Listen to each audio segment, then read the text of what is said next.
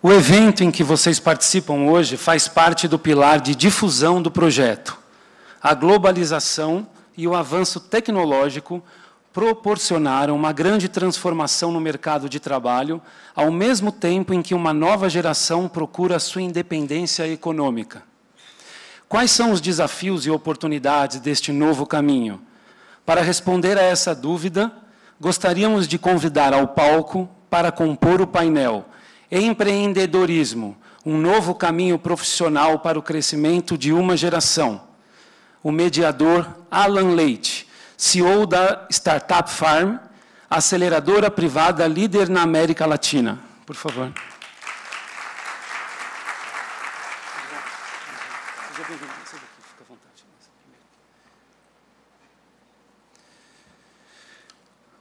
Cláudio Bessa, ele estava preso no trânsito, assim que ele chegar, ele vai integrar a mesa também, ok? O Cláudio Bessa é Head da Universidade de Desenvolvimento de Ecossistemas e Startups da IBM Latin América.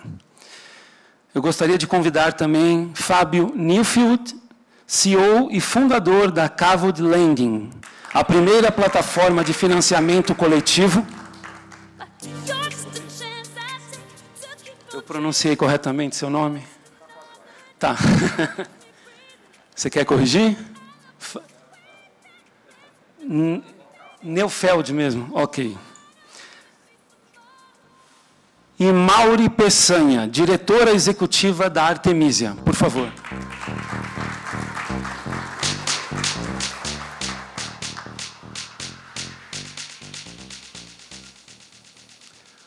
Ok, Alan, pode dar o início aí. Fica à vontade, boa sorte.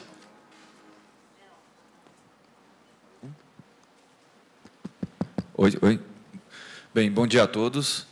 É um prazer mediar esse painel com 3 pessoas, uma está chegando logo mais, para discutir um assunto tão relevante dentro desse universo de empreendedorismo e startups, e de não só startups digitais, mas novos negócios como um todo.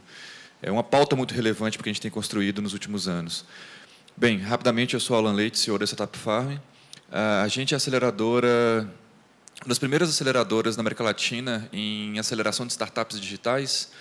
Já são 7 anos e quase 300 empresas, quase 1.000 fundadores, então temos uma rede bem extensa, já passou um pouco de tudo que vocês puderem imaginar, já vimos um pouco de tudo também.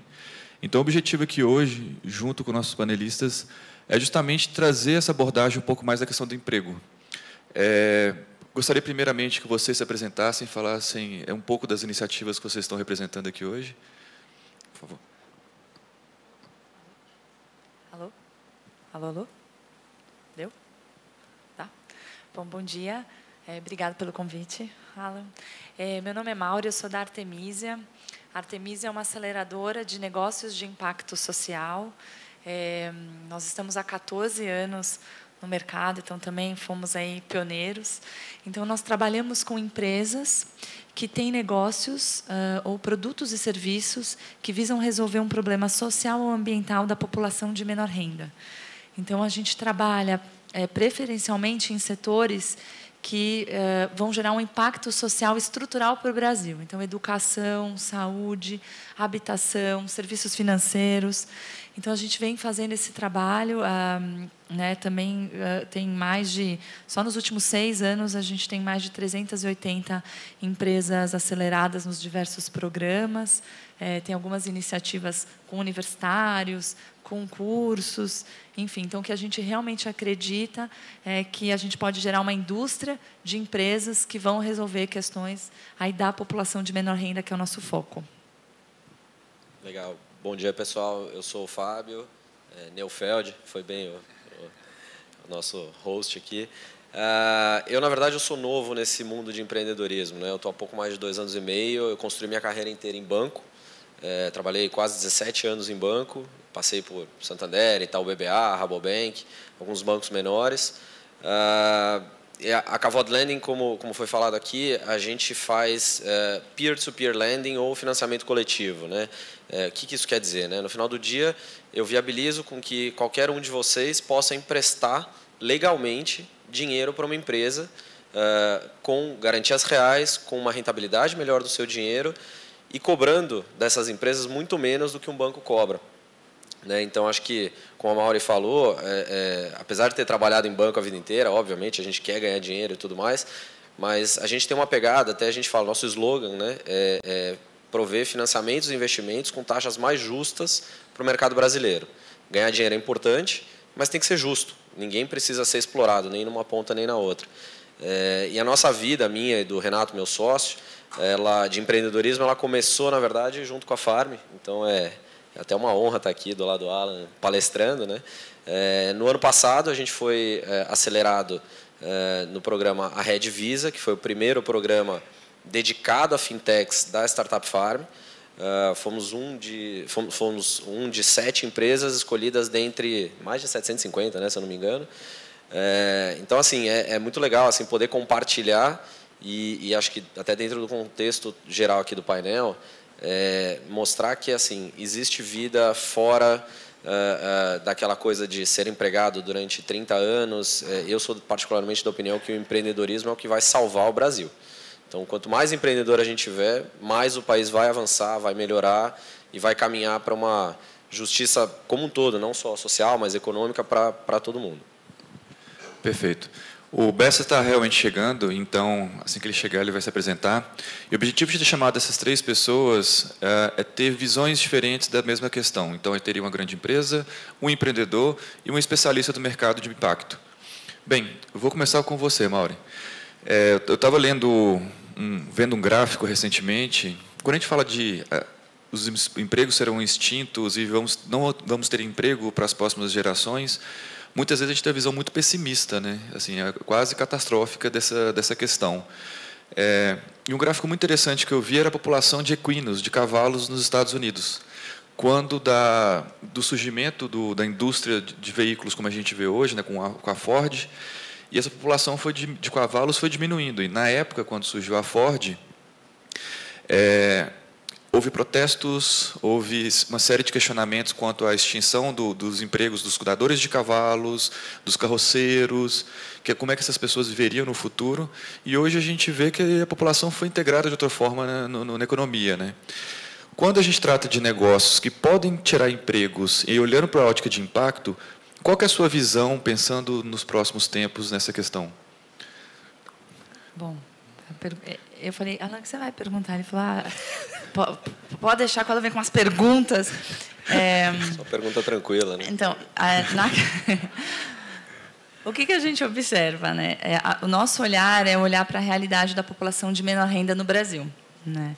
E aí a questão da transição tecnológica, olhando para essa população, ela nos deixa vários mixed feelings, né? Porque, por um lado, é uma grande oportunidade. Você tem um país que a gente tem 40% da população desbancarizada, né? Para falar da área financeira.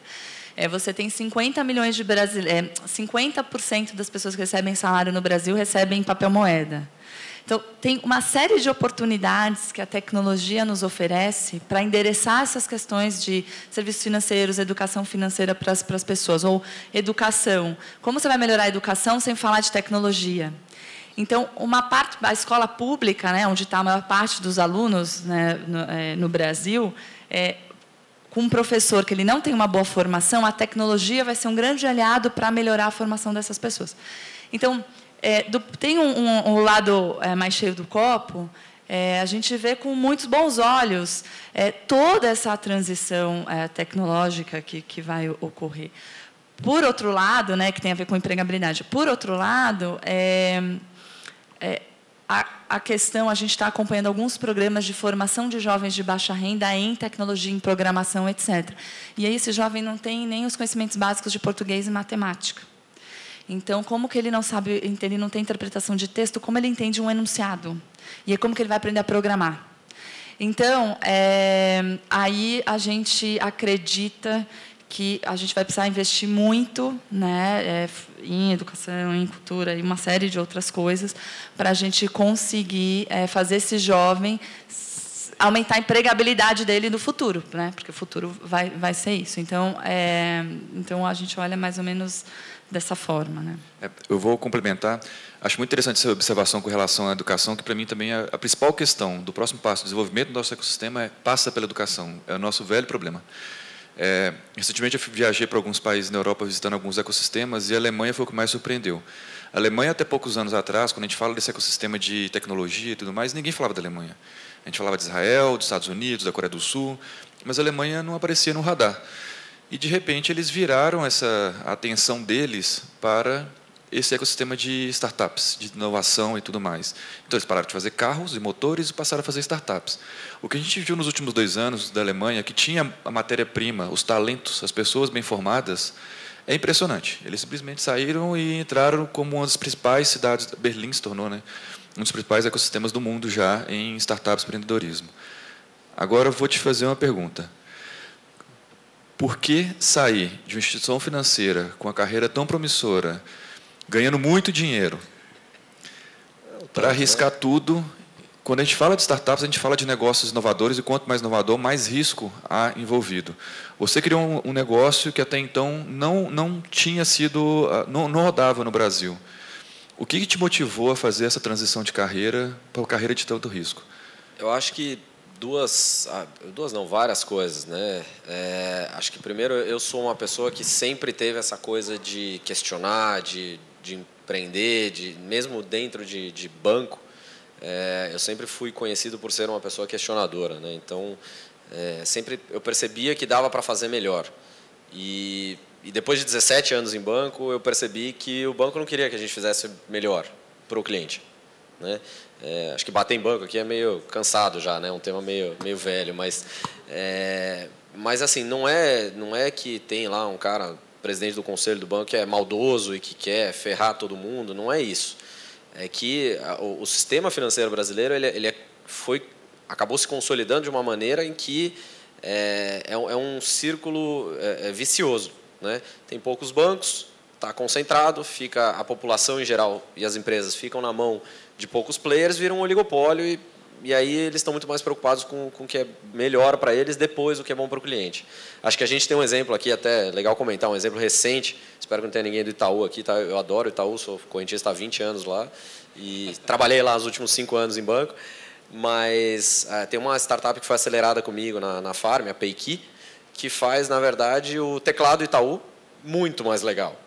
E eles apresentaram para o Itaú, né, o ano passado isso, e o Itaú falou, não acho interessante. O que é o teclado Itaú?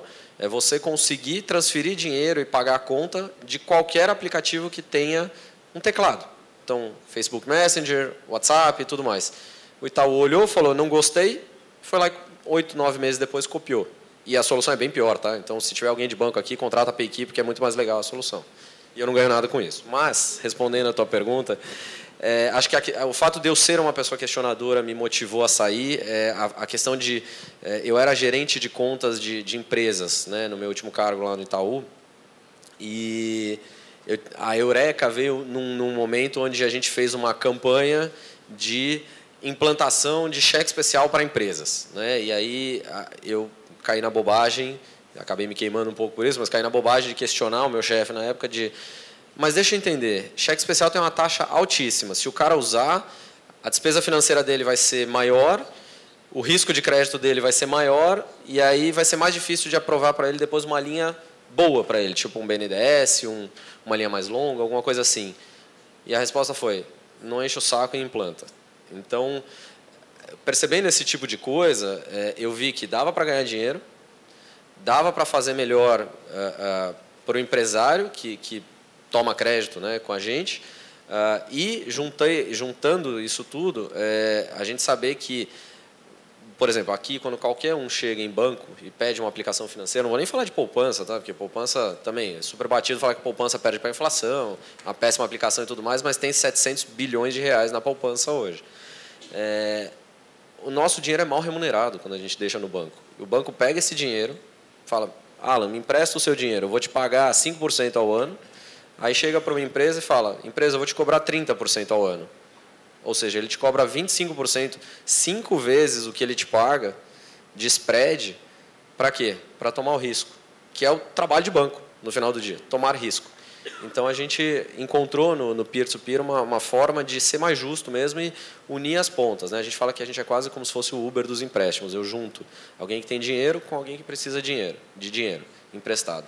um empresta para o outro, paga, corre o risco, recebe mais do que deixar o dinheiro no banco. Então, acho que a motivação é muito nesse sentido de conseguir ajudar as duas partes a ter um serviço financeiro melhor, até no lado do empreendedor que a gente financia. Eu estava falando com a Mauri aqui, assim, ninguém olha muito para a gente porque o pessoal olha e fala, fintech, o cara quer saber de ganhar dinheiro e tudo mais. Mas, assim, eu me orgulho de falar que em algumas das operações que a gente fez, a gente chegou a gerar mais de 20 empregos. E isso faz a economia girar, isso é mais gente que vai ter condições de consumir, é mais gente que vai ter condições um dia de investir com a gente, faz a economia girar como um todo. Então, acho que tem muito essa coisa de poder ajudar mais, entregar um serviço melhor para a população. Muito parecido com outras plataformas colaborativas, né? Uber e afins. Então, é ajudar mesmo, mais do que eu consegui ajudar em banco. Perfeito. Tem alguém aqui que é de grande corporação, só para saber? Não? Só empreendedores? Que ótimo. Ninguém do Itaú, né? Pelo amor de Deus. É importante ter também todos os atores. Ou seja, fica tranquilo. Adoro o Itaú, tá? Vamos lembrar disso. Gosto muito, sou correntista ainda. Uma coisa interessante que o Fábio falou, que ele teve a iniciativa de empreender dentro de uma grande corporação. E eu defendo muito, acredito muito que a gente só vai mudar a realidade se todos tiverem um mindset empreendedor, a cultura empreendedora. Seja um médico, seja um professor na escola pública, seja alguém numa grande corporação. Inclusive, eu vi uma pesquisa recentemente da MTV, analisando essa geração que nasceu pós-2000, que o termo que eles usaram para essa geração é geração founder, geração fundadora.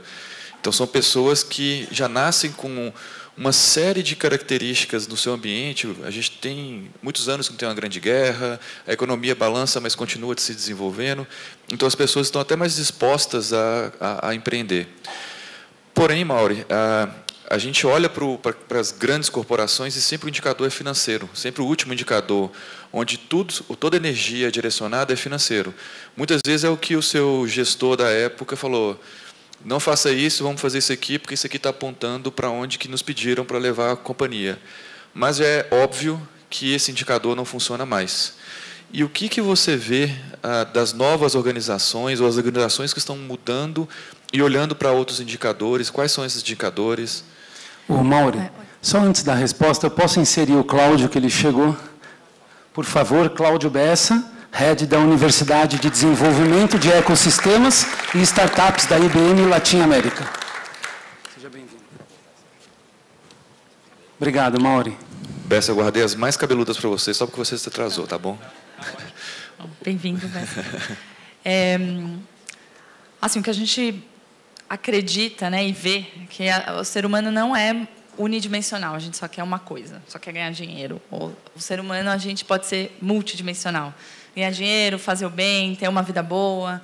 E as novas gerações já vêm com isso no chip, né? Como você falou. Então, quando a gente começou lá atrás em falar de negócios que querem ganhar dinheiro, mas querem mudar o mundo, no início as pessoas não entendiam muito bem. Então, eu falava às vezes com empresários e eles achavam que eu estava falando só da filantropia. Falava, não, mas é um modelo de negócio lucrativo, que pode ter investidores, pode ter venture capital, enfim. Mas ele nasceu para resolver um problema social. E, por outro lado, quando eu falava com os empreendedores sociais, eu vim muito da área, fiz administração de empresas e tudo mais, mas eu vim do mundo das ONGs, o pessoal das ONGs falava, mas o quê? Você está falando de vender saúde, vender educação? Como assim? Então, no início, né, a mente apavora o que não é mesmo velho. Então, tinha um estranhamento. E a gente falou, nossa, como que a gente vai conseguir vender esse conceito, né? Vender no sentido de espalhar a mensagem, a causa. E a gente colocou uma série de metas para nós, para a Artemisia, né? Desse conceito das pessoas já terem ouvido falar de ou de setor 2,5, ou novo capital, enfim, tem vários. Mas a gente colocou metas de mídia, das pessoas falarem sobre isso, de fazer um painel como esse e falar sobre. A gente colocou uma série de metas para daqui a 30 anos. E a gente cumpriu todas assim, as coisas que a gente sonhou. Que desde assim, uma parceria com a Globo News para falar de um negócio de impacto no Mundo S.A., o programa da Globo. Era muito preciso as nossas metas. A gente cumpriu em 8. Ou seja, eu acho que a gente, pela nossa experiência, de alguma forma, a gente conseguiu captar algo que já estava. Né? A gente já vê muita... Hoje, o empreendedor que a gente apoia é um cara, é homem, infelizmente, 70% ainda é homem, bem educado, que a maioria já foi CEO, a gente tem CFO do Hospital Albert Einstein, vice-presidente de Credit Suisse. A gente tem gente muito boa e qualificada querendo empreender. Então, não, eu quero empreender algo que faça sentido para mim, eu quero deixar um legado. As pessoas falam assim, eu quero deixar um legado, eu quero contar uma história da minha vida que eu me orgulhe, eu quero contar uma história para os meus filhos que eu me orgulhe. Isso tem um lado. Tem o outro, os jovens que já vêm com esse chip e já querem criar alguma coisa. E tem pessoas como eu que era um senso de dever. Assim, eu tenho que fazer o meu dever, eu tive muitas oportunidades na minha vida, eu quero fazer alguma coisa. E, assim, por outro lado, no mundo dos investidores, a gente tem observado, né, e agora é o momento, os investidores eles estão olhando para retorno, para risco, mas eles estão olhando para impacto. Então, isso, enfim, tem... E o slogan da Artemisia, de forma brilhante, resume muito o que se propõe fazer, né? Que entre ganhar dinheiro e mudar o mundo, fique com os dois. Brilhante, simples. Tem um negócio, Alan, que eu gosto muito assim, né, nessa linha, que não sei se todo mundo aqui conhece o movimento capitalismo consciente. Eu sou fã assim, de carteirinha. O CEO, né, o presidente aqui no Brasil é o Rony Meisler, da Reserva. Eu tive uma palestra dele na Hebraica no começo do ano. É uma coisa genial, assim, é muito nessa linha, assim, e a gente pensa muito nisso desde o começo na Cavot, de tentar trazer mais claro para principalmente para quem investe com a gente, né, para quem dá o funding para as nossas operações, essa questão de que assim é ganhar dinheiro, mas é ajudar também. Então, assim, eu uso muito o exemplo da Reserva. Para quem não leu o livro do Rony, vale a leitura. Assim, a Reserva te entrega um DRE. Quando você compra uma camiseta, uma cueca, uma meia lá, ele te fala quanto você está pagando, quanto é imposto, quanto é custo de produto, quanto é o lucro dele, e qualquer peça de roupa que você compra, ele doa 5 pratos de comida. E a Reserva dá lucro pra caramba. Então, assim, tem essa pegada de, vamos ganhar dinheiro, sim, todo mundo quer ganhar dinheiro, todo mundo quer viver bem, quer morar bem, quer viajar, quer fazer as coisas, mas dá para fazer isso e ajudar os outros. E acho que, voltando à questão do tema lá da geração mais nova, né, outro dia eu descobri que eu sou um millennial, né? Eu não sabia, eu sou de 81, mas eu descobri que parece que começa ali no começo da década de 80. Mas eu vejo assim, principalmente, acho que até voltando um pouco mais, não só essa geração de 2000, mas a geração dos anos 90, e eu sei porque eu tenho que lidar com um monte de desenvolvedor, e o pessoal é tudo novinho, o pessoal sai muito da faculdade com a ideia de quero buscar o meu propósito e tal. E eu acho assim, é importante passar por uma grande corporação. Eu passei 17 anos em banco.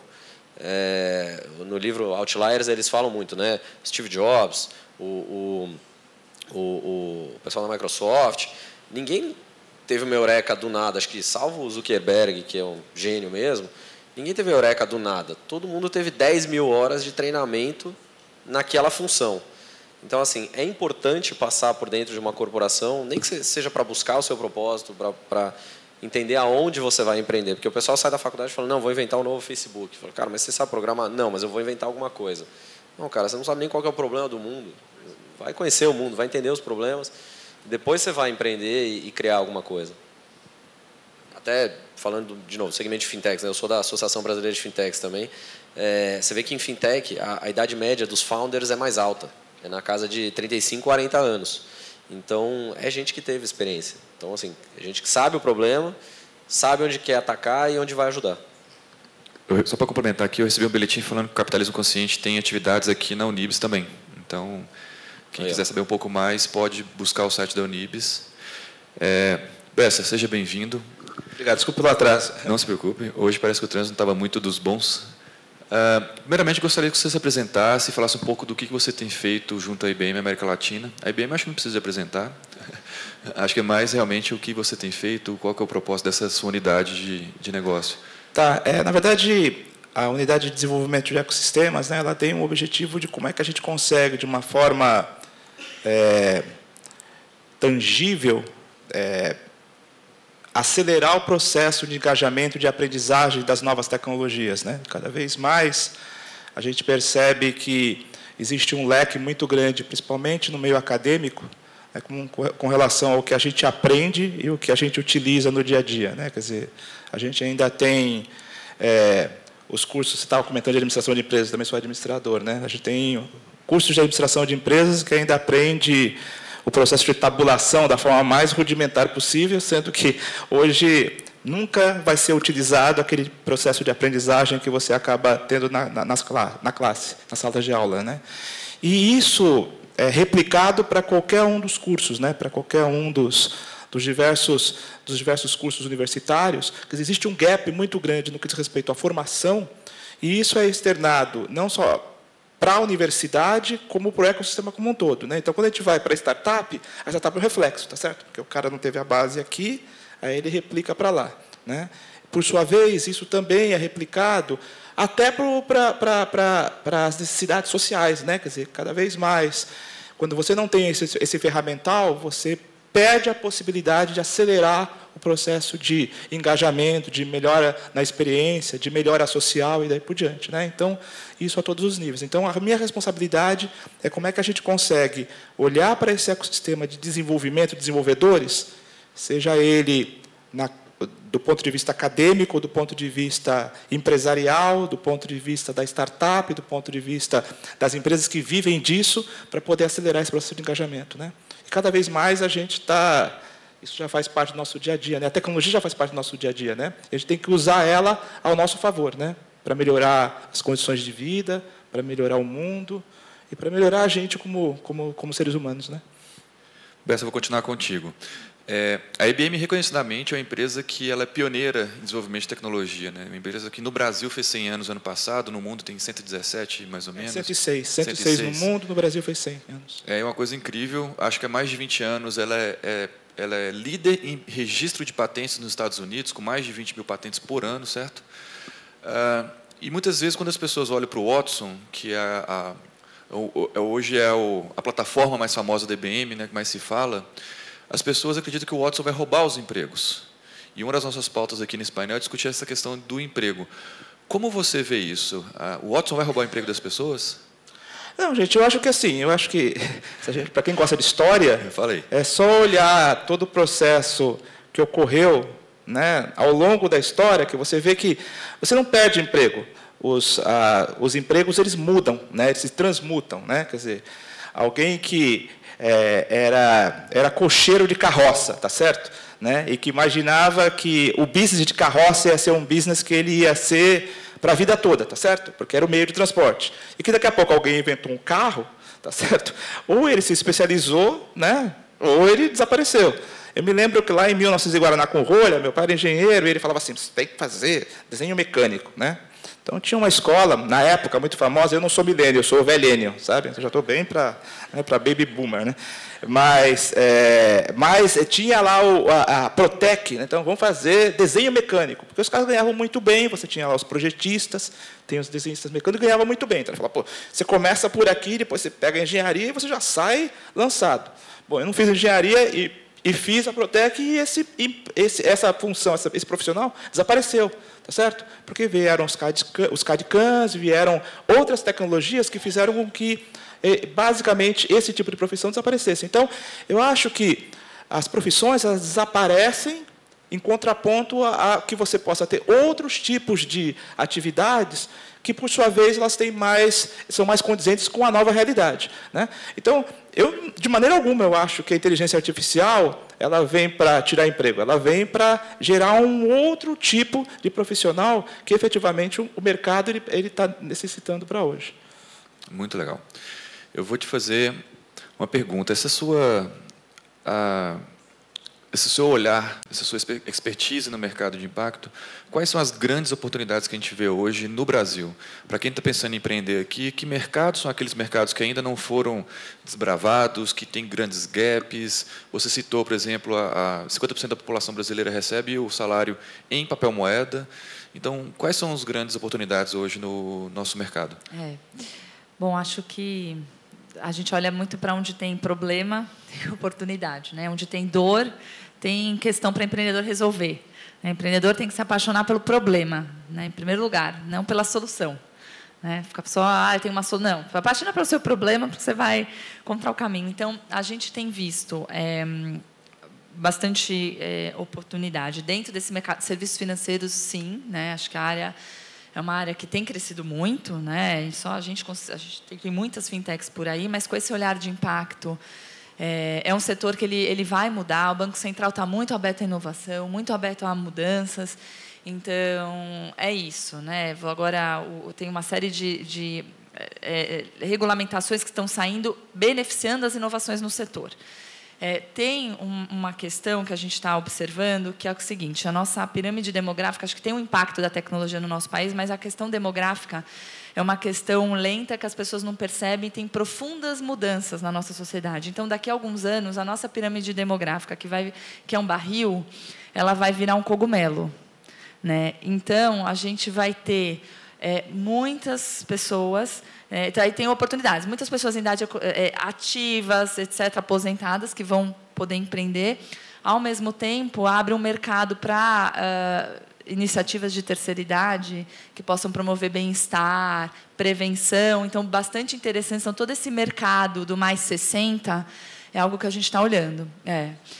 E saúde também. Então, no Brasil, a gente tem questões para a população de menor renda, prementes, assim, muito graves, e doenças crônicas, né? Então, crônicos, diabetes ou doenças cardiovasculares e respiratórias. Nessa parcela da população é onde a gente precisa desenvolver outras soluções, né? A gente tem problemas gigantes, por exemplo, de obesidade infantil, crianças obesas mais desnutridas.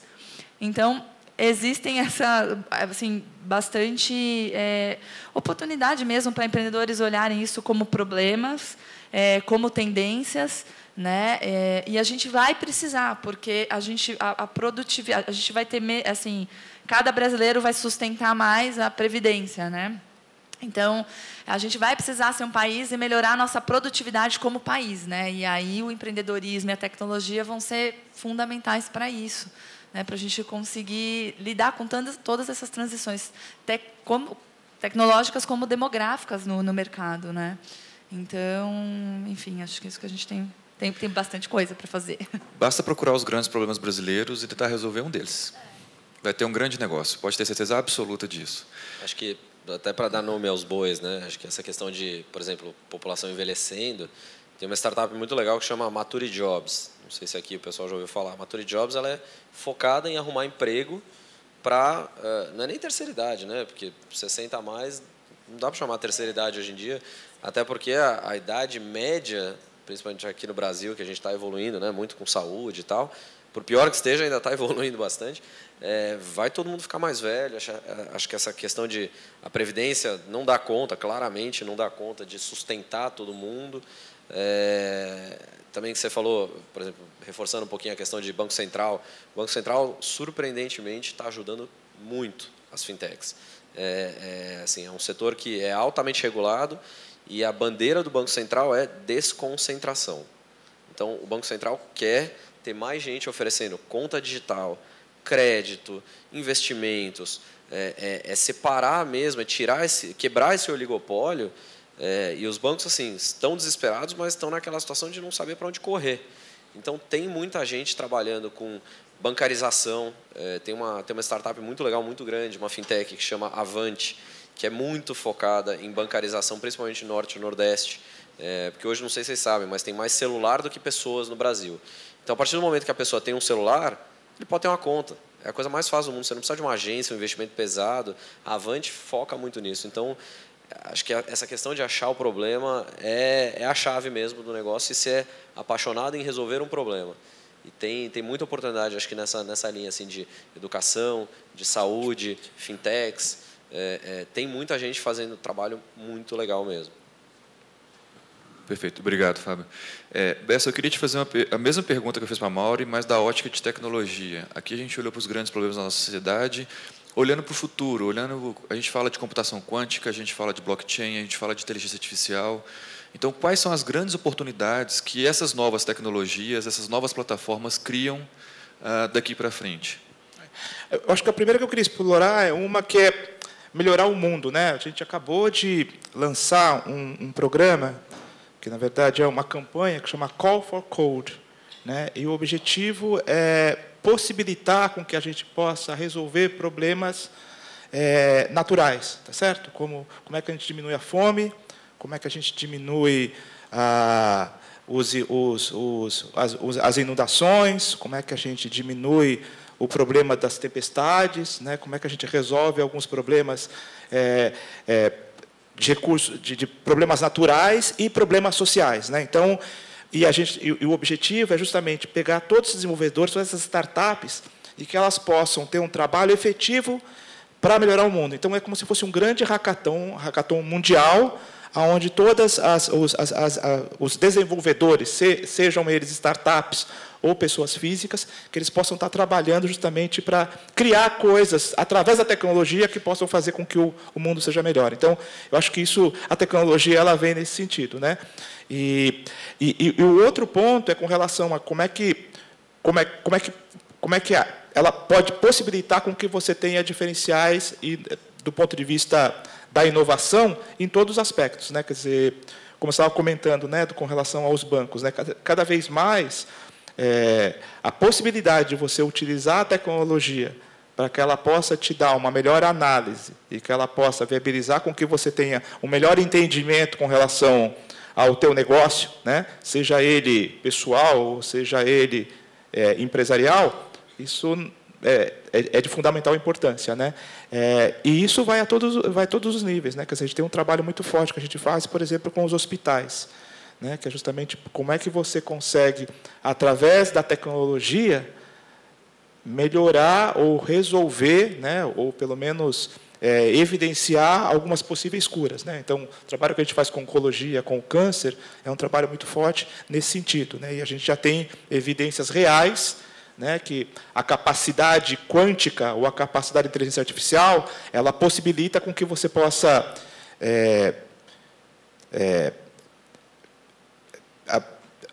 adquirir um volume de interpretação e de leitura que um ser humano ele não teria condições de estar absorvendo esse tipo de informação para gerar as hipóteses, né? Então, e isso tem variações para qualquer tipo de doença, né, que são doenças, por exemplo, que são mutáveis, né, que é o caso, por exemplo, do câncer, né? Então, a gente tem um monte de... Eu acho que a tecnologia ela permeia por todos os aspectos, né?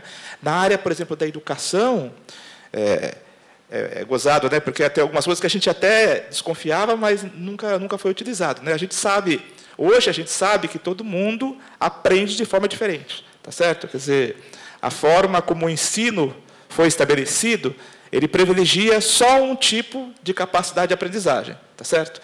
Se a pessoa ela não aprende nesse formato, tá certo? Ela é descartada, né? Ou ela é desqualificada, ou ela é meio burrinha, né? Então, e é essa a percepção que tem. E não é verdade, cada um aprende de uma forma.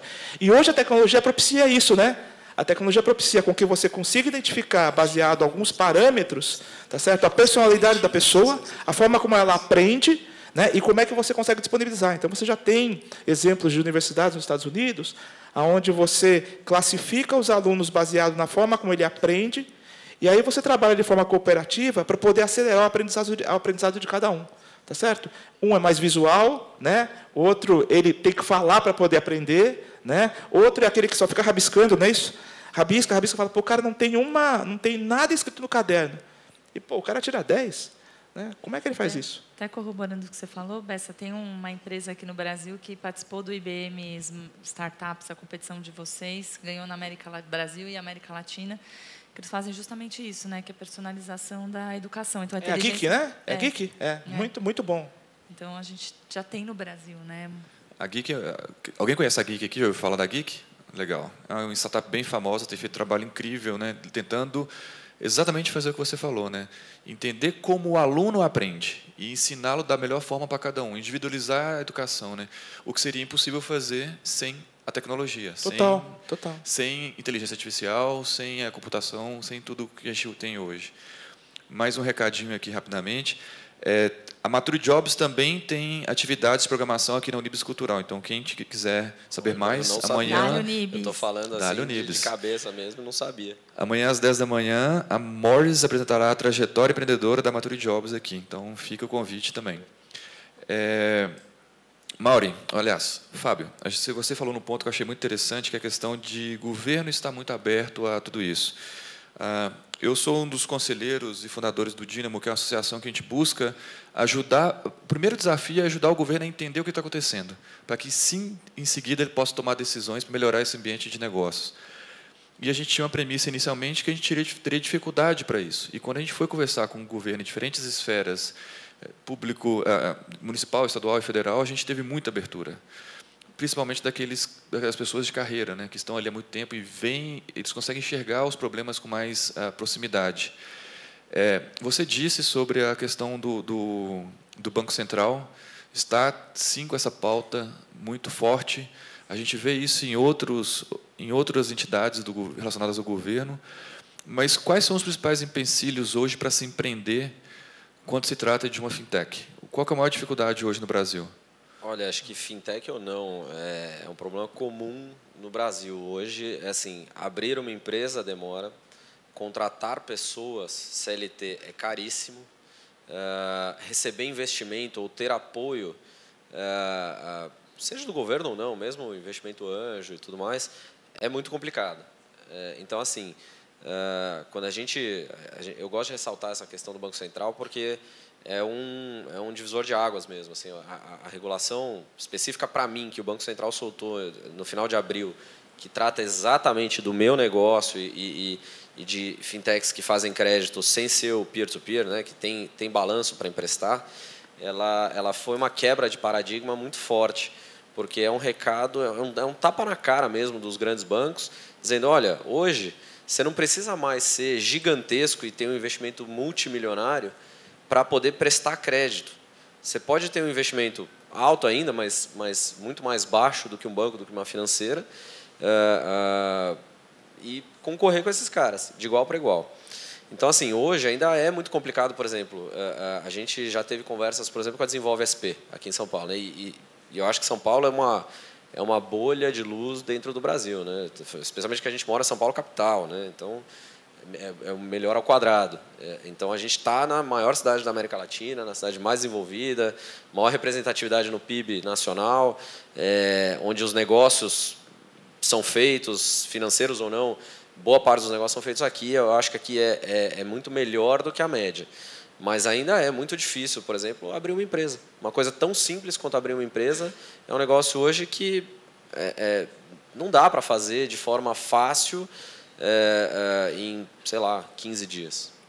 Eu sei que o governo paulista e paulistano tem essa bandeira de abrir fácil a empresa, mas na hora do vamos ver ali não é tão fácil assim. A gente mesmo, por exemplo, quando abriu o CNPJ da Cavoto, teve que contratar um paralegal que já tinha uma empresa aberta, a gente comprou um CNPJ que estava inativo e ativou ele, porque isso eu resolvi em 10 dias, mas custou caro. Então, esse tipo de coisa, assim, contratar pessoas hoje. Contratar pessoas é difícil, não tem incentivo nenhum hoje para contratar alguém CLT, por exemplo, porque é caro.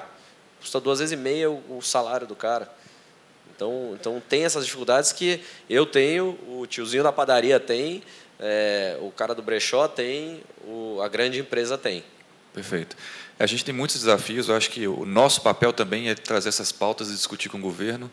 Duas coisas muito interessantes. Muito se fala em abrir empresa rápido, mas quando a gente fala do mercado empreendedor, que a gente espera que essas empresas falhem e fechem, ninguém fala em fechamento de empresa rápido. O empreendedor tem que estar disponível para empreender de novo. Então, se a gente começar a discutir fechamento rápido de empresas também, a gente vai ter um problema.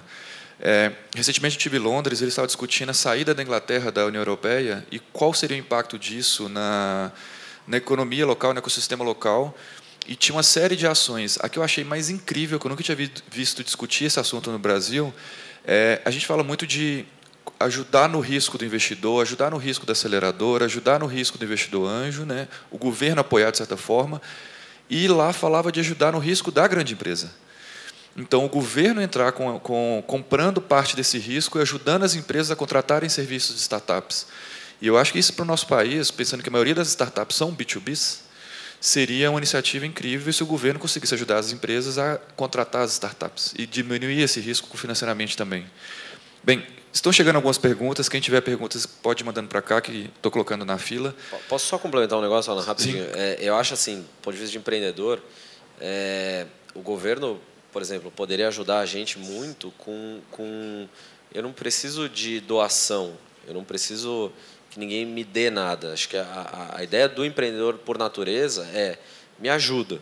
Me ajuda que eu vou retornar isso de algum jeito para a comunidade. Então, assim, ter linhas de crédito para o empreendedor com prazo longo, com custo adequado, que eu acho que também, assim, de novo, o BNDES é a maior distorção do mercado financeiro brasileiro, né? O custo do crédito no Brasil é caro, principalmente porque 50% do crédito no Brasil é BNDES, então, para empresas. Então, não é para cobrar subsidiado. O governo também não tem que ficar subsidiando, mas tem que ajudar. Acho que prazo, custo justo, esse tipo de coisa ajuda muito. Assim, ninguém quer mamata. Acho que é ajuda mesmo. Perfeito. Ajudar no risco, né? Que, como eu disse, é muito risco. Estão chegando perguntas, fiquem à vontade para mandar. Tentaremos responder todas. Vi que chegaram algumas aqui muito boas. Inclusive, a primeira que chegou para você, Fábio, do Adolfo Melito, da My First IPO. É uma pergunta bem técnica. Fábio, sua empresa está ligada a um banco? Está dentro da nova norma do Bacen, SCD-CEP, certo? Isso. SCD ou SCP. Perfeito. Que volume esse mercado já movimenta? Qual a média de taxas praticadas em relação aos bancos e qual o nível de inadimplência? Legal. Bom, faz o pitch. Vamos lá. Acho que é praticamente meu pitch, né?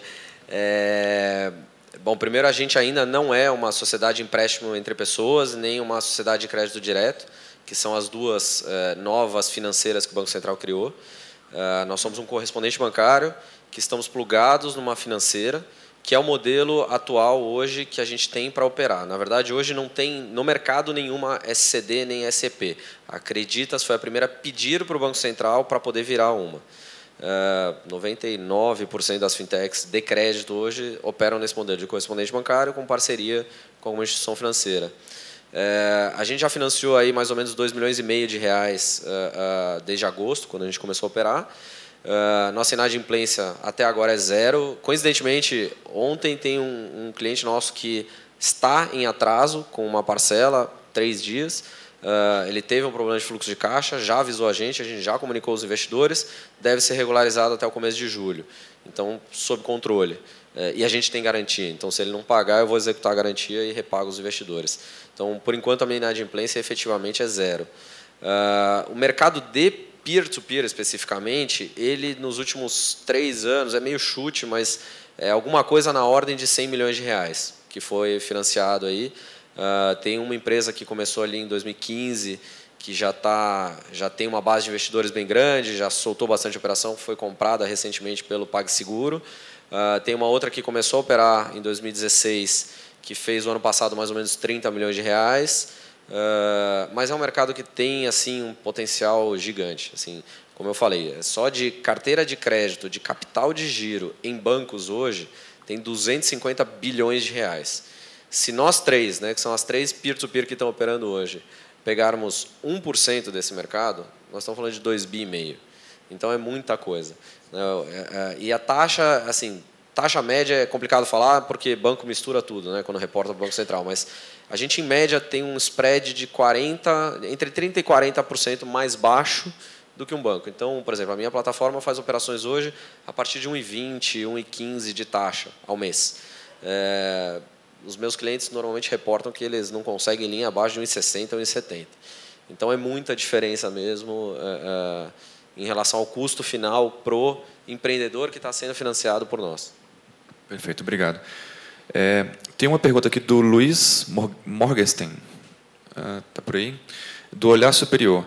Ele fala, como fazer para essa discussão chegar à inclusão dos deficientes? Exemplo, deficiente visual. Antes podia trabalhar em radiologia, hoje é tudo digital. Eu acho que temos várias questões relacionadas a esse ponto aqui. Eu acho, primeiro, que uma característica da nova geração, da geração mais nova que eu estava falando mais há pouco, é que a característica dessa geração vai ser a primeira geração ciborgue, ou seja, terá partes robóticas em seu corpo. Isso é um tanto quanto assustador, às vezes, para a gente, pelo menos, né? Mas imaginar que assim, as pessoas já usam o marca-passo, já usam algumas coisas para corrigir ou melhorar a performance de alguma forma, né? E vai ser mais comum mesmo. Daqui para frente, a gente vai ver isso cada vez mais. Bessa, você que está envolvido, viaja o mundo vendo questões de tecnologia, como você vê essa questão de a tecnologia substituindo a radiologia, por exemplo, né? Uma pessoa poderia trabalhar com a análise disso e agora é digital. Como você vê a inserção de deficientes nesse novo cenário? Eu acho que você já deu a resposta, né? Eu acho que é isso mesmo. Eu acho que cada vez mais a tecnologia não está só sendo utilizada da forma externa, mas ela está sendo incorporada na gente mesmo, né? Quer dizer, e você vai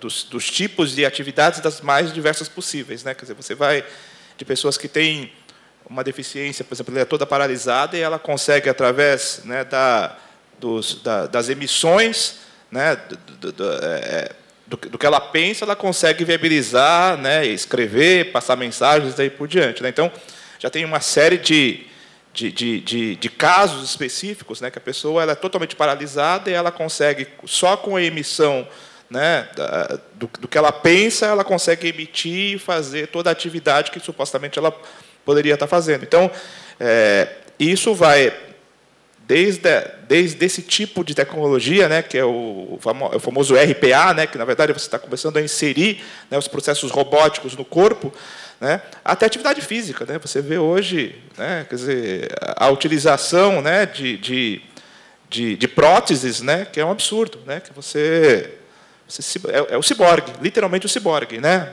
Vai do pé, da mão, vai de tudo que for. Então assim, hoje o céu é o limite com relação a isso, né? Porque cada vez mais você está introjetando esses robôs ou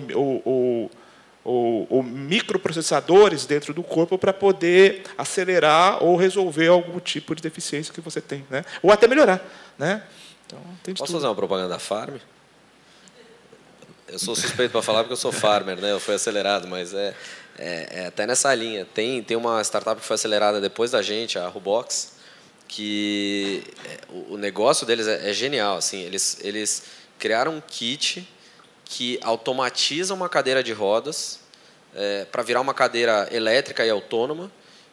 Se eu não me engano, ele pega movimentos faciais. Então, você pega um cara que está paralisado do pescoço para baixo e o cara consegue se movimentar sozinho. É genial num nível assim, tipo, muito além do que eu estou fazendo, por exemplo. Assim, é transformador num nível muito impressionante. E eles foram acelerados, acho que 1 ou 2 turmas depois de mim.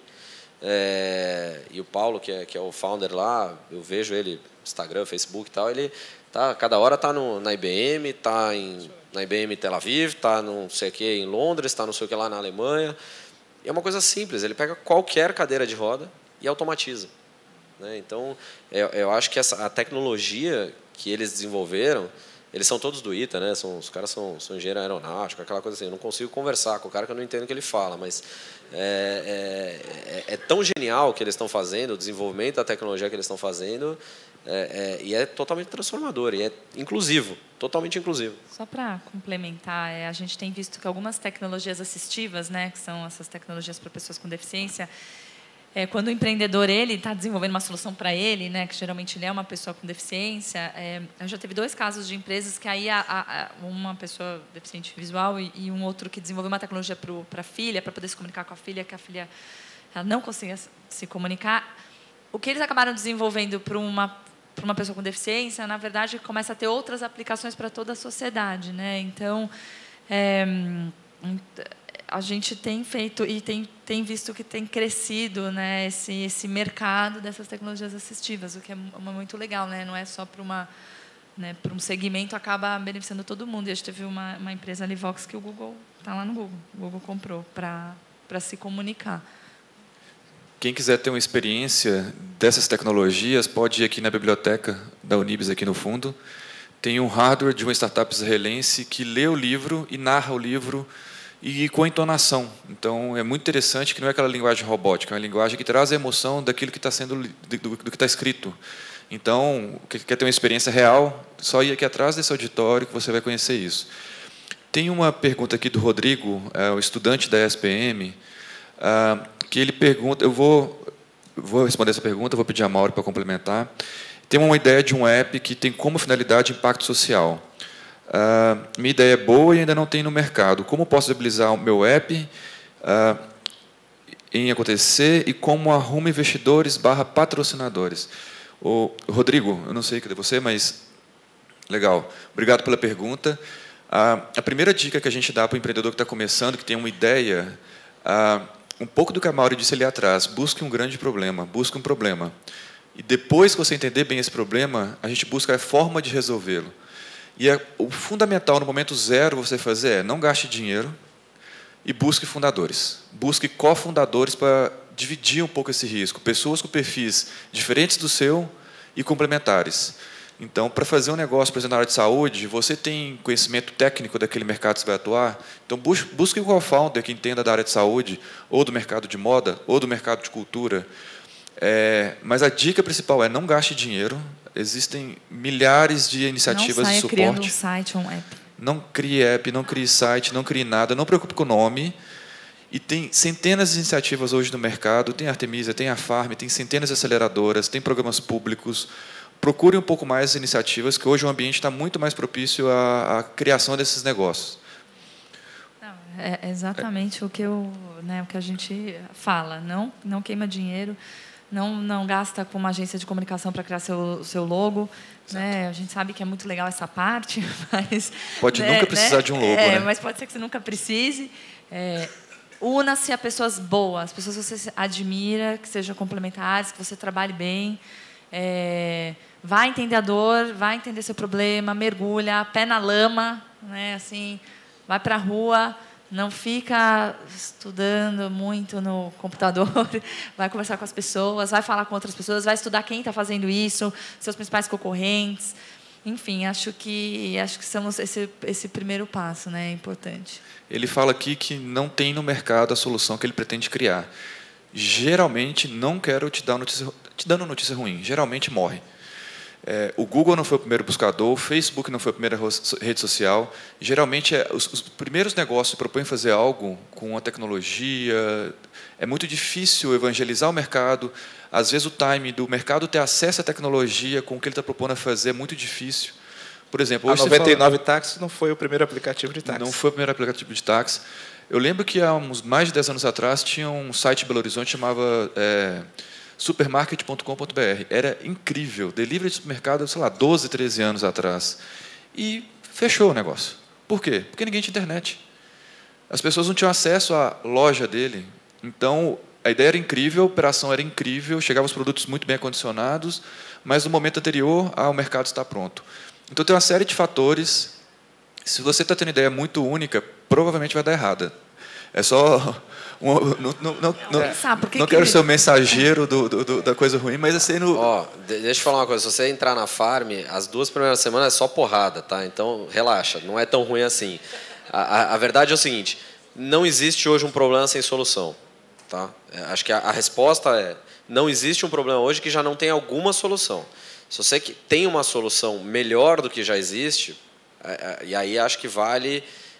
nessas dicas, acha um founder ou founders que sejam complementares ao teu conhecimento e tal, mas a tua solução ela tem que ser muito melhor do que a solução existente. Por exemplo, meu mercado tem solução. Se eu não existisse, o cara ia se financiar em banco, em factoring, ia dar um jeito. E as pessoas iam continuar investindo dinheiro. A questão é trazer um diferencial e como o Alan falou, o Google não foi o primeiro buscador, mas ele foi mais eficiente do que o Yahoo, do que os que tinham na época. Então, foi aí que ele ganhou muito mercado. Então, entende bem o problema e busca trazer um diferencial na solução, mas entende bem o problema. Acho que essa é a melhor dica. E eu acho que tem uma mística também, né, que às vezes o inovador é o que faz um produto diferenciado ou um serviço diferenciado. E, às vezes, a inovação, como vocês comentaram, ela está na logística de distribuição, ela está na forma como você faz o go-to-market, né? Ela está na forma como você qualifica preço, né? E isso pode ser o grande disruptor, né? E uma última coisa, não tenha medo de copiar, tá? Meu mercado é um mercado nos Estados Unidos ultra maduro. Eu não inventei nada. Assim, já tem empresas nos Estados Unidos que fazem 30 bi de dólar por ano de peer-to-peer lending. Então, assim, vê se tem uma solução lá fora que ainda não chegou aqui. Faz igual. Aprenda com os erros dele. Não é feio. Ele provavelmente errou, né? É exatamente isso. Assim, então, quero criar uma indústria de carro. Não invente a roda, não. Veja o que está sendo feito, como melhorar. Exatamente. Aprende rápido, Aprenda rápido. Pessoal, a gente tem mais cerca de 20 minutos desse painel. Eu tenho várias perguntas aqui. Eu vou tentar fazer com que a gente responda todas as perguntas. Agora chegou um aqui que não tem identificação de quem veio. Pesquisa desta semana da Datafolha mostra que 63%, se pudessem, mudaria de país porque desculpe. 62% dos jovens sairiam do Brasil. Por que esse desânimo geral?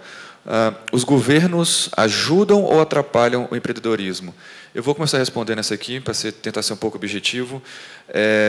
Eu acho que tem uma série de questões aqui, né? Acho que tem a questão do nosso momento de país, eu acho que não vou entrar nesse ponto, que eu acho que todo mundo aqui sabe o que a gente está vivendo. Se os governos ajudam ou atrapalham o empreendedorismo, eu acho que as duas coisas também. Os governos têm trabalhado, a nova corrida do ouro global é empreendedorismo, é a busca por talentos. Então, o Canadá tem programa de atração de talentos, Portugal, França, Estados Unidos. Eu conheço algumas pessoas desses países responsáveis por buscar, por exemplo, aquele gêniozinho de matemática que está perdido na comunidade da Maré, no Rio, e levar para os Estados Unidos com tudo, assim, tapete vermelho. Então, os governos ajudam também, de um lado. Ajudam financiando, ajudam até, às vezes, com as coisas que supostamente são ruins, como o protecionismo. Pode ajudar a criar um mercado ali dentro do seu país ou dentro da região. Então, para quem fez essa pergunta, se o governo ajuda ou atrapalha, eu acho que vale você interpretar se você quer empreender em alguma coisa e se o governo, para isso, está te ajudando ou atrapalhando. E se estiver atrapalhando, seja cara de pau para bater na porta e falar, pode me ajudar, vamos mudar essa regulamentação, vamos mudar isso. A gente, sociedade civil, tem que se organizar também e ir lá incomodar o governo, não vai ficar esperando que eles façam as coisas por eles mesmos. Vamos avançar aqui. Marcelo Santos, do Instituto Conviver, para a Maureen. Considerando que os empreendedores apresentam um determinado perfil, homem branco, acesso à educação, moradores do centro cultural da cidade, como desenvolver um negócio de impacto social que considere a voz e participação em sua proposta do público negro, periférico, pobre, mulher, que será impactado pelo negócio? Excelente pergunta. A gente vem se deparando muito com essa questão, né? Eu acho que é um desafio para esse ecossistema que está se estruturando de negócios de impacto e finanças sociais, né? A gente recentemente teve um grande evento sobre isso. Claro que a gente, como uma aceleradora, e com doadores falando, olha, eu quero investir em você, porque eu quero investir nessas empresas, eu quero doar para você, né? Eu sou uma organização porque eu quero investir nessas empresas e eu quero que você crie um critério de empreendedores para fundos de investimento, acaba gerando esse perfil, né? Homem, branco, bem escolarizado. Mas não é isso. Se a gente quer um país, né, na Artemisa a gente sonha num Brasil onde 100% das brasileiras e dos brasileiros vivam uma vida digna e tenham poder de escolha. Então, nós não vamos fazer um país assim, né, com um produto para solucionar um problema para a população de menor renda. A gente acredita que as pessoas podem desenvolver suas soluções para melhorar as suas vidas, né? Então, a gente tem feito uma experiência de uma aceleradora de negócio de impacto da periferia. Então, a gente está buscando, a gente está com inscrições abertas. Então, empreendedores que estejam desenvolvendo soluções. A gente está focando, como é uma experiência piloto, Capão Redondo, Jardim Ângela, nesses Miboimirim, essa região de São Paulo, achando empreendedores que estão desenvolvendo negócios que possam cruzar ao lado da ponte, né? A gente está olhando negócios como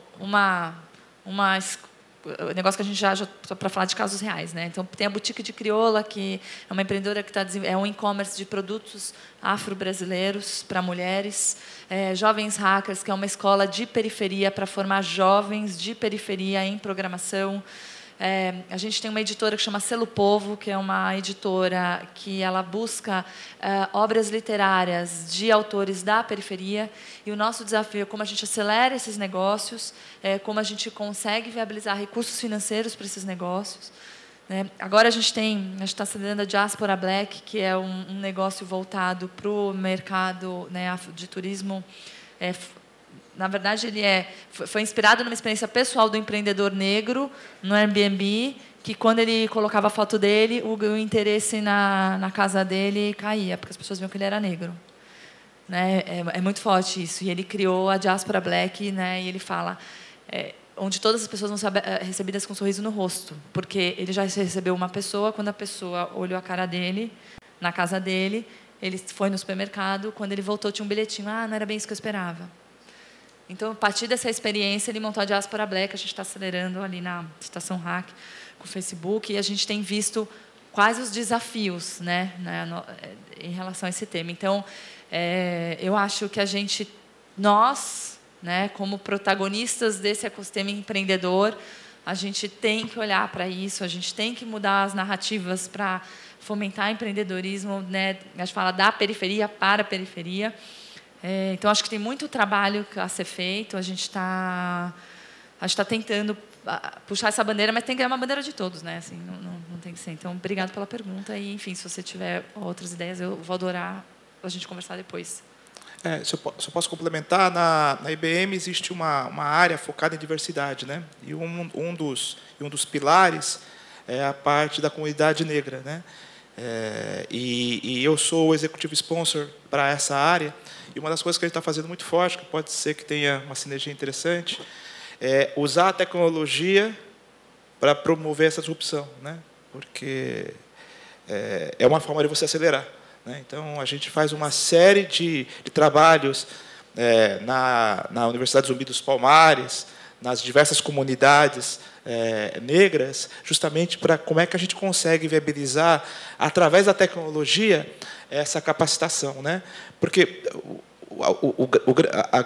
o grande diferencial, quer dizer, a coisa mais cruel de tudo isso é a defasagem educacional, né? Que faz com que cada vez essa distância fique maior. Então, a partir do momento que você usa a tecnologia para poder acelerar esse processo, ou para dar independência, tá certo? Você consegue fazer com que você possa ter uma nova realidade, né, desse público que hoje é segregado, né? Perfeito. Eu acho que, pegando um ponto aqui que a pessoa trouxe, que a maioria desse público é homem branco de classe alta, tem acesso à educação, etc. Isso é um dado global, não é a realidade do Brasil. Quando a gente fala de mercado de tecnologia, isso é mais ainda, porque quem tem a formação para criar disrupção em engenharia de alguma coisa muito específica. Então, isso tudo requer, sim, uma formação mais profunda. Isso não impede, por outro lado, a criação de negócios tão incríveis como os que a Mauri falou, que nem sempre é necessário tecnologia, é necessária inovação, às vezes, no modelo de negócio. Então, quem ouviu falar, por exemplo, no Banco União Sampaio? Alguém conhece? Conhece? É um projeto incrível, sabe? Eles conhecem do mercado financeiro, eles sabem da dinâmica de moeda, de emissão de moeda, qual que é o lastro. Tem a Ubra, o Uber da periferia, que onde o Uber parou de atender, ele começou a atender, e é um negócio simplesmente fantástico, assim, sabe? O Uber, que isso é muito interessante, que a gente fez um painel com ele recentemente, e o Uber chamou ele para fazer uma parceria para que o Uber levasse até a porta da comunidade e ele pegasse o passageiro na porta da comunidade e levasse até a sua casa. Aí ele falou, não, eu vou pegar o passageiro lá no centro e vou levar até lá dentro. Por que você acha que eu vou levar até dentro da comunidade? E é incrível, sabe? Assim, é tipo isso mesmo.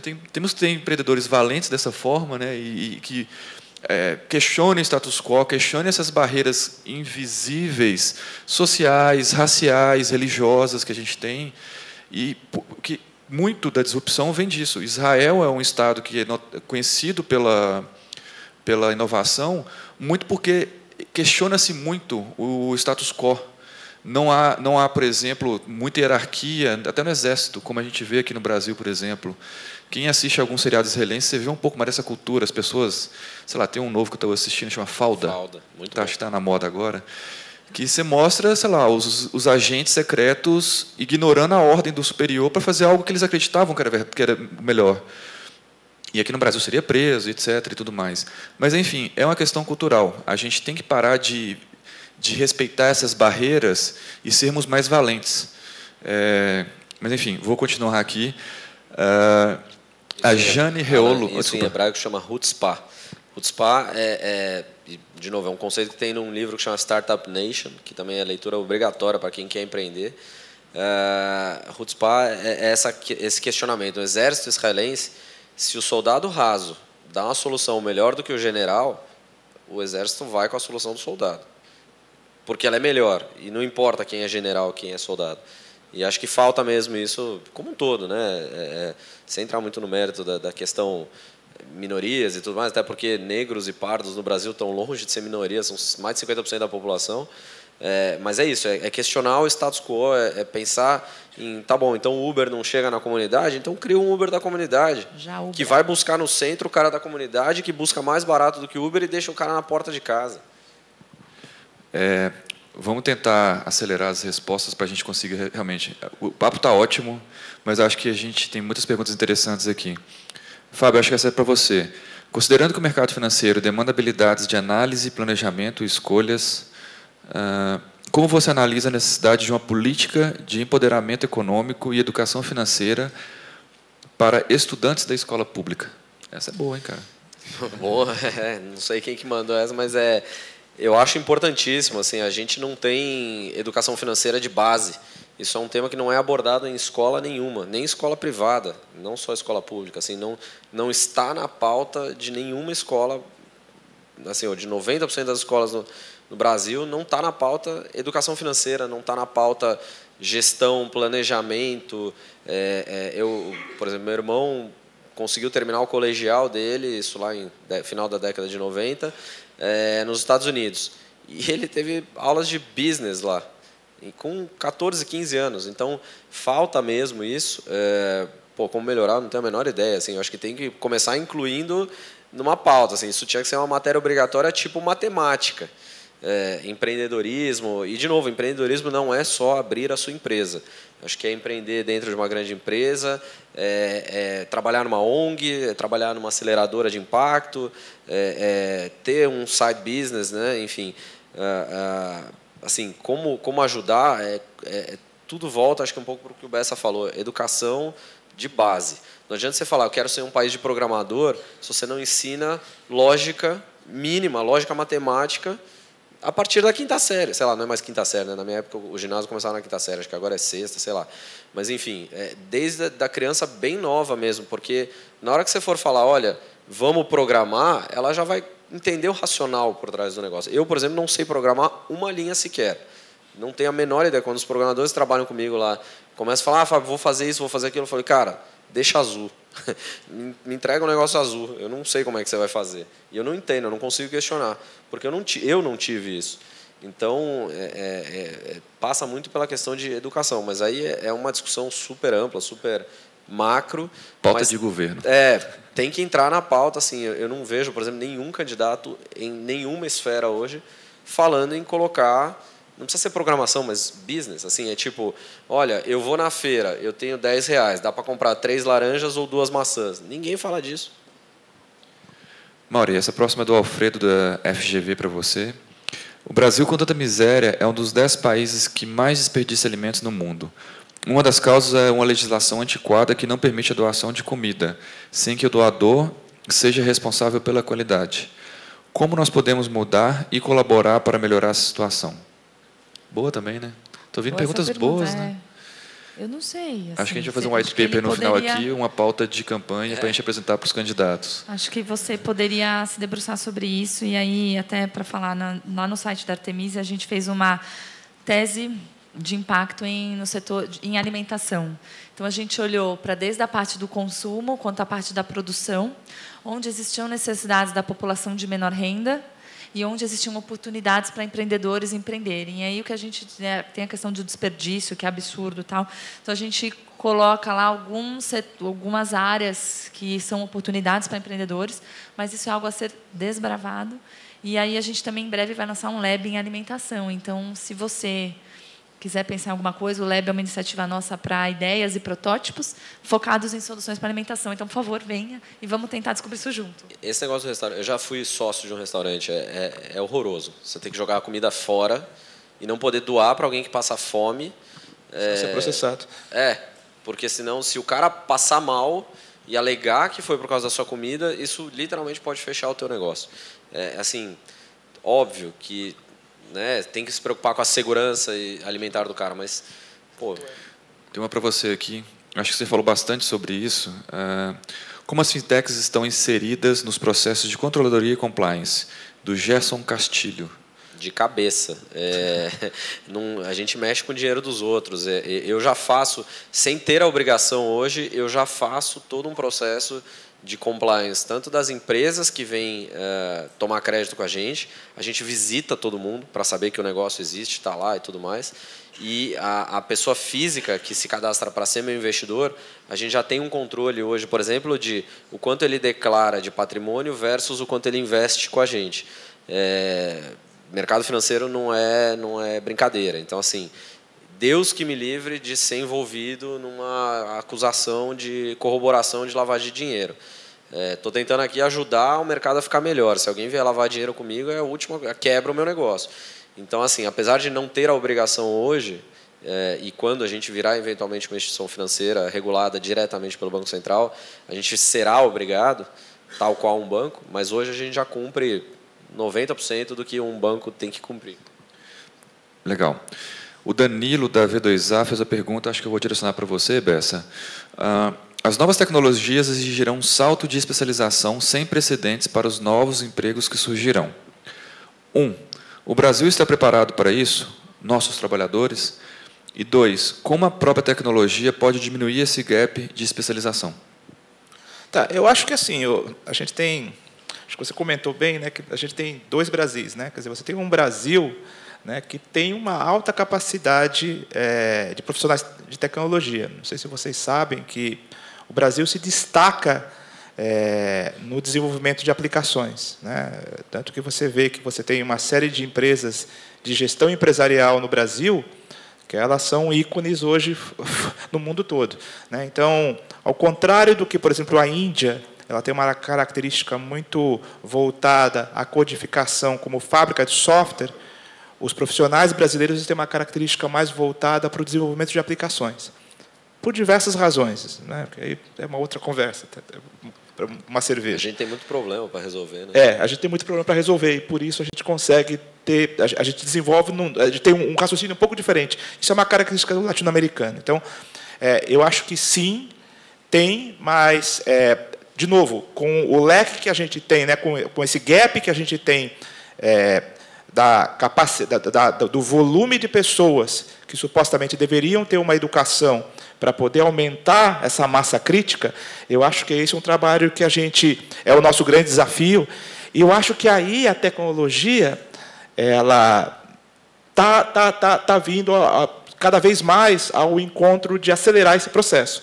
Se a gente pegar na minha época de 1900 Guaraná com rolha, né, você desenvolvia, sei lá, em Clipper, SM87, você desenvolvia em linguagens que você tinha que ter um nível de qualificação e de expertise para poder montar uma aplicação que hoje você já não precisa. Hoje é basicamente Lego. Eu não estou dizendo que qualquer um possa fazer, mas hoje o processo de aprendizagem e como a tecnologia está disposta nos seus grandes plataformas, nas suas plataformas de serviço, é tipo drag and drop, entendeu? Então, a tendência é que a tecnologia propicie com que cada vez fique mais interativo esse processo de desenvolvimento. E isso faz com que você acelere e engaje essa massa crítica que hoje está defasada. É por isso que aquele trabalho que ele está falando com a comunidade, por exemplo, negra e daí por diante, a gente acredita, né, que a tecnologia está favorecendo com que você acelere esse processo. Eu acho que é menos também, assim, eu discordo um pouco da pergunta do ponto de vista que vai precisar de mais especialização.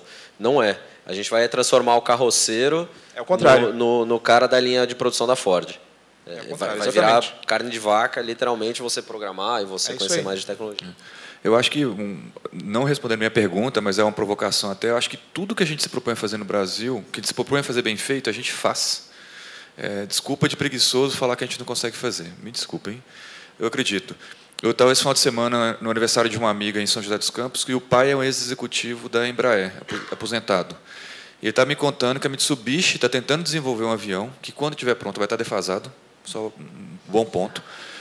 O da Embraer foi lançado há mais de 20 anos atrás, o que eles vão lançar, e que, mesmo assim, os caras não conseguiram, os japoneses, Mitsubishi, não conseguiram desenvolver o avião. Sabe o que eles fizeram? Eles roubaram 100 engenheiros da Embraer, que estão lá no Japão hoje, ajudando os caras a consertarem o projeto que não foi bem feito. Então, assim, quando a gente se propõe a fazer uma coisa, a gente faz bem feito. A Globo é referência mundial em qualidade de audiovisual, a Embraer é uma referência, o setor agrícola, a gente é fronteira de pesquisa de várias coisas. Então, assim, basta a gente querer fazer bem feito. E tem um ponto, né? Às vezes a gente só vê sempre o lado negro, né? Sempre o lado escuro, né? Quer dizer, o que não dá certo. Mas quando eu comento que hoje você tem mais de 3 mil empresas de gestão empresarial com faturamento acima de 10 milhões na América Latina, né? Quer dizer, e que grande parte delas tem uma representatividade absurda dentro do Brasil, tá certo? Então, gente, tem muita coisa boa, tem muita gente qualificada, muita gente ganhando dinheiro, né? Você vai para o sul do país, cada porta você tem uma empresa que está desenvolvendo algum tipo de aplicativo com gente extremamente qualificada e com baita diferencial. Então, assim, menos, né? Menos. Você vai para Recife, é um mercado efervescente. Recife você tem, né? Você vai para Campina Grande, na Paraíba. Eu faço questão de, quando chegam os gringos, né, os vice-presidentes globais, porque o cara só acha que Brasil é só São Paulo, né? Cidade de São Paulo. Rio. Né? E Rio na extensão, né? Mas é isso que ele acha. Aí eu falo assim, tá legal, você quer conhecer o Brasil? Aí eu faço questão de pegar um aviãozinho e fazer o bicho rodar, né? Aí vai, né? Vou para Santa Catarina, vou para o Rio Grande do Sul, vou para Recife, vou para o Pará. Né? Tem vida, e tem negócio, e tem gente, né, com capacidade intelectual, tem empresas que se destacam. Então, menos. Né? Eu acho que a gente tem que também privilegiar as coisas que a gente tem de bom. Bessa, essa aqui não tem como não ser para você também. Do Rafael Pires, da empresa Facilitação em Inovação e Gestão Ágil. A pergunta dele, deixa eu tentar interpretar aqui. Inovação, como vocês veem o impacto das redes distribuídas, conectividade via celulares, open source, etc., na inovação realmente disruptiva?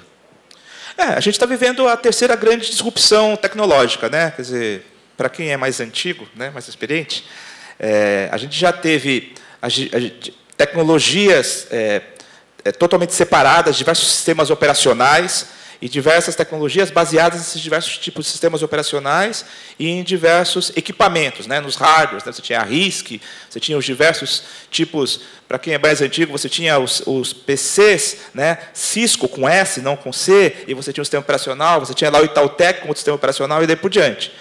Passam-se os anos, né, e a infraestrutura propicia com que você integre tudo isso, mas o que é mais interessante, hoje, cada vez mais, a tecnologia está dispersa, você tem diversos sistemas operacionais disponíveis e se integrando, né? Você olha para o Android, né? Você olha para um iOS, você olha para um Windows, e cada vez mais tudo isso sendo, que a gente chama de containerização, né? Que você cria como se fosse um container tecnológico, onde você propicia com que as ferramentas fiquem mais fáceis de trabalhar.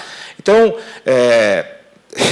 eu acho que cada vez mais essa possibilidade de você ter esses diversos Legos e que eles possam estar se conversando, integrando, ele faz com que essa aceleração ela seja cada vez maior da tecnologia, né? Perfeito. A gente tem uma última pergunta, não está identificada. O ambiente dentro das empresas sempre foi competitivo. Quando olhamos para o universo de empreendedorismo, percebemos que ele é colaborativo. Então, vou deixar aberta para os três. Eu acho que você que saiu do corporativo pode começar. Isso, para mim, foi um dos maiores choques em começar a empreender depois de muito tempo em mercado corporativo. Especialmente em banco, que todo mundo sabe, é um ambiente super agressivo mesmo. Quando eu lembro a primeira reunião que eu fiz com um potencial parceiro, cliente lá na Farm, quando a Farm ficava no campus, eu esqueci da reunião. No dia eu estava de camiseta e eu passei metade da reunião pedindo desculpa porque eu estava de camiseta. E, na verdade, o cara só queria me ajudar. Então, hoje, direto ou indiretamente, a gente absorveu muito isso. E é engraçado, eu fui mentor de um hackathon 2 semanas atrás, da CIAB, que é um evento da Febraban. E lá eu conheci um grupo que foi finalista, e de uns meninos que estavam desenvolvendo uma solução que pode me ajudar muito. Mas eu falei para eles, olha, se vocês precisarem de um lugar para ficar programando, quiser moldar a tua solução com base no meu problema, senta lá com a gente, de graça. Meu aluguel está pago, minha internet está paga. Você vai me ajudar, eu vou te ajudar. E pode ser que a tua solução não funcione e não vai me ajudar, mas você desenvolveu o negócio. Então, essa questão colaborativa é muito aquela história do eu vou ajudar porque pode ser que um dia eu possa precisar e eu sei que eu tenho um amigo ali para ligar e para me ajudar. é meio bizarro pensar isso num ambiente de negócio, né? Porque todo mundo quer ganhar dinheiro, todo mundo quer ter sucesso e tal.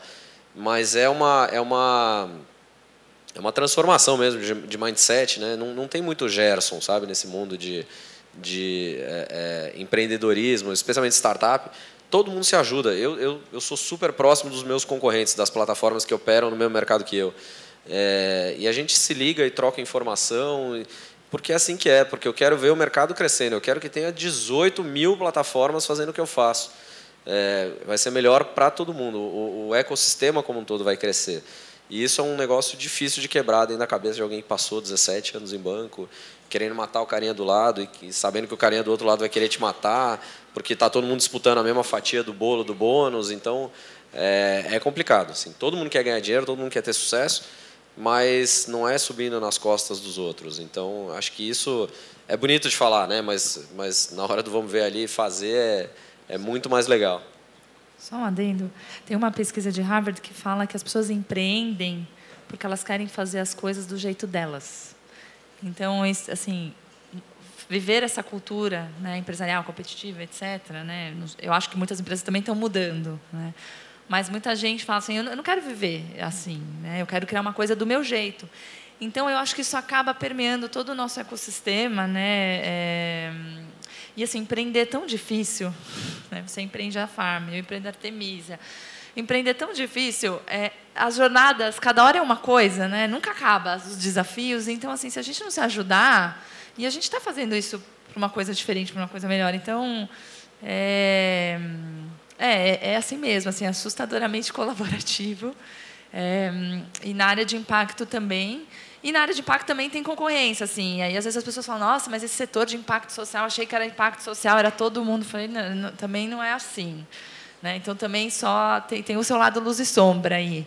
Né? Mas eu acho que é uma questão de visão de mundo. Né? Acho que quem está empreendendo parte de uma outra visão de mundo. Né? É um mundo... E acho que a colaboração faz parte dessa visão de mundo, né, que a gente está querendo fazer. E é uma visão de mundo diferente, né, na verdade, que já está no DNA. Né? Eu acho que assim, as pessoas hoje, por concepção do DNA, elas já colaboram. Né? Quando a última pergunta que fez, por exemplo, dos padrões abertos, do open source, é colaboração pura. A tecnologia, hoje evoluciona com colaboração. As atividades nossas, né? Quer dizer, antigamente você lia o livro e falava assim, eu sou mais poderoso porque eu li esse livro e você não leu. Né? Então, eu tenho um diferencial. Hoje, não. Hoje, o compartilhamento ele é a alma do negócio, né? E está no DNA. E como essas pessoas que eram os jovens, né, daqui a 10 anos, os milênios, eles estão começando cada vez a entrar mais, já estão no mercado, nesse mercado, o conceito é outro, entendeu? É colaboração. Então, eu acho que já está no DNA. Então, isso é muito legal. É que acho que o ponto dá para competir colaborando, por mais esquisito que isso possa parecer. É competição na sua essência, né? Bem, pessoal, muito obrigado pela participação, por enfrentar o trânsito, o frio dessa terça-feira. Gostaria que vocês deixassem algumas palavras finais, algum recado. Se quiser começar. Mauri, já algo? Não, primeiro foi um prazer aqui a conversa, teve bastante aprendizado aqui. E eu acho que a gente está tendo um grande privilégio, né, de estar vivendo essa terceira grande revolução. Eu não sei se ela é industrial ou se ela é uma revolução sociotecnológica industrial, mas a gente que está tendo o privilégio de viver uma grande transformação do mundo, né? E eu acho que a gente tem que aproveitar, né, justamente todas essas opções que estão ocorrendo, né, e tentar abstrair o máximo possível, né, para a nossa qualidade de vida, para o nosso conhecimento. Né, eu acho que é fundamental. Bom, acho que primeiro agradecer aí a oportunidade, Alan. É sempre bom estar perto da Farm. É o que eu falo, uma vez Farm, você é sempre um farmer. Eu já tenho coleção de camiseta da Judite em casa, ganhei mais uma. Depois eu te pago ali fora, viu? Não, cara, eu tenho já uma camiseta, quase uma de cada cor, né, já em casa da Judite. Judite, para quem não sabe, é a Cal, né? Chief of Wisdom agora, mas é o antigo logo da Farm, é uma vaquinha. Agradecer a oportunidade, acho que as perguntas foram muito legais. Convidar todo mundo para conhecer o site, entrar www.cavodlending.com, lending de empréstimo mesmo. Fazer o cadastro, a gente, como uma startup jovem, ainda está crescendo, começando a tentar tracionar, então, quanto mais investidor a gente tiver, melhor. Vocês vão ganhar dinheiro, eu vou ganhar dinheiro, o empreendedor vai ganhar dinheiro, é bom para todo mundo. E, enfim, e me colocar à disposição. Eu sempre falo, né? Pode me adicionar no LinkedIn, eu trouxe pouco cartão, mas pode me adicionar no LinkedIn, que eu aceito todo mundo. Às vezes demora um pouquinho, mas eu aceito todo mundo e mando mensagem. Não é um robô, sou eu mesmo, tenho trabalho 1 por 1. E agradecer mesmo a oportunidade. Bom, também queria agradecer a Farm, pelo painel também, a todos. Dizer que, bom, no nosso site tem alguns estudos para empreendedores, então, educação, saúde, alimentação, energia, a gente vai ter alguns outros estudos que têm dados de mercado e tudo mais, para ajudar empreendedor, então, por favor, espero que contribua. E acho que, assim, eu também sou uma otimista, eu acho que a gente está evoluindo, na dor, às vezes, mas acho que está evoluindo, e eu acho que o ser humano é multidimensional, então dá para ganhar dinheiro e dá para mudar o mundo. Então, é isso, mensagem final. Gostaria de agradecer a presença dos três. Fazendo o jabá para os três, quem quiser empreender na área de impacto, cola na Artemisia, porque, sem dúvidas, é a grande referência no nosso país. Quem tiver uma graninha sobrando, vale. Quem precisar também de um crédito, taxas mais justas também. Empresário, precisando de crédito. E fazendo o jabá para o Bessa, a IBM também tem um programa chamado Programa Global de Empreendedorismo, de empreendedores, na verdade, né, que apoia empreendedores, oferece até $100 mil em créditos de plataformas da IBM, como cloud, aplicações do Watson. Então, só conferir lá nas redes sociais da IBM Brasil, que tem muita coisa lá. E fazendo o jabá para a Farm, a gente hoje é o parceiro aqui da Unibis Cultural, estamos residindo aqui dentro desse prédio. Amanhã a gente tem o Demo Day do Arred IBM Watson aqui nesse auditório. A gente vai apresentar o resultado do programa que a gente acelerou em parceria com a IBM, buscando negócios que utilizassem inteligência artificial e blockchain em suas soluções. Então, quem quiser ver o resultado de um projeto de quase 1 ano, amanhã, às 9 da manhã, é um evento público gratuito, basta se inscrever no site da Farm, tem tudo. E também, fazendo mais um jabá, que eu faço 2, estamos com inscrições abertas do programa Red Banco do Brasil. A gente fechou recentemente a grande parceria com o Banco do Brasil e parte dessa parceria é um programa de aceleração que a gente vai buscar negócios que melhorem a experiência do usuário, então Customer Analytics, né, para quem está mais acostumado com o termo, com gestão de patrimônio, então startups que ajudam as pessoas a preservar seu patrimônio, aumentar seu patrimônio, e também saúde, bem-estar, longevidade. Então, esses 3 grupos de negócios a gente vai estar buscando para esse programa que vai acontecer aqui em São Paulo. Então, quem quer saber um pouco mais da Farm, basta dar uma olhada nas nossas redes sociais. E, por fim, obrigado à Unibis pelo convite, obrigado de novo pelo tempo e obrigado pela presença.